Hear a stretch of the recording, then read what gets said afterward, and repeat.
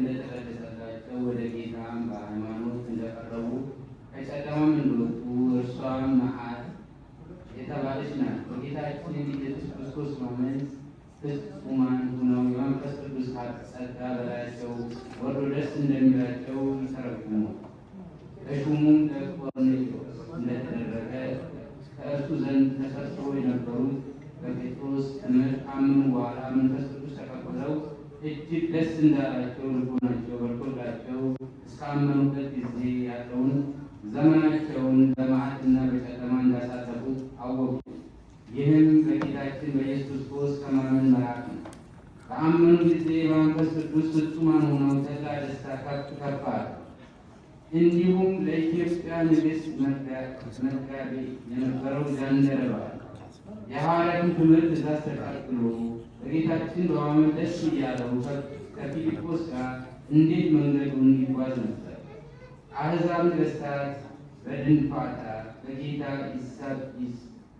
ይሰባሉ አለ። ይህንን እንደ ጌታ ቃል ሕዝብን አሕዛብ ንጹሐን ሐዋርያት ጥሪ ወይም ትምህርት ወደ ጌታ እንደሚሰበስቡ ይተረጉማል።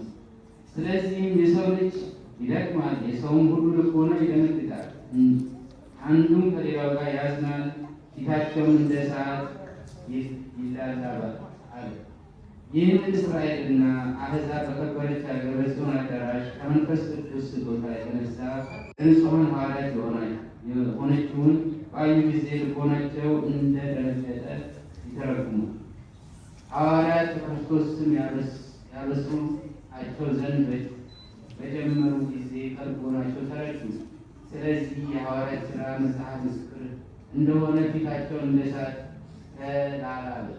ባደረጉትም ሥራ ስላፈሩ አንዱም ከሌላው ጋር በልቡ አዝኖ ሐዋርያትን ወንድሞቻችን ምን እናድርግ ይሉ ዘንድ እንደጀመሩ እነርሱ ንስሐ ግቡ፣ በክርስቶስም እመኑ እንዳሏቸው መስክሯል። እነሆ ይህ ይቅርታ የእግዚአብሔርን ቀን ትመጣለች አለ። ይህንን ኋለኛይቱ ቀን ከጌታ በጌትነት እንደሚመጣ ለአንዱም ይቅርታ እንደማይደረግለት ከንቱ በሆነ ስራው ከሚፈርድበት በቀር ለአንዱ እንደ ስራው እንደሚከፈለው ይተረጉማል። ዓለምን ሁሉ የተፈታች አድርጋ ትተዋት ዘንድ መቅሰፍት የተመጣች መዓት ትመጣለች፣ ኃጥአንንም ከእርሷ ታጠፋለች አለ። በኋለኛው ዘመን ጌታችን ኢየሱስ ክርስቶስ ለፍርድ በሚመጣበት ጊዜ ኃጢአተኞች በተባሉ በሐሳዊ መሲህ ተከታዮችና ከሃዲዎች ላይ የሚሆነውን ይተረጉማል። ከዚህ በኋላ በሰማይ ያሉ ኮከቦች አይበሩም፣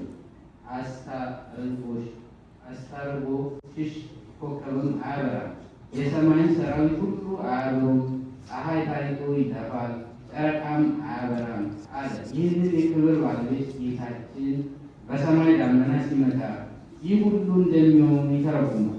ከፀሐይና ከጨረቃ መጨለም፣ ከከዋክብት መውደቅ፣ ከሰማይ ኃይል መታወቅ፣ ከዓለም እልፈት ሁሉ ጋር እንደሚሆን የከበረ ወንጌል እንደተናገረ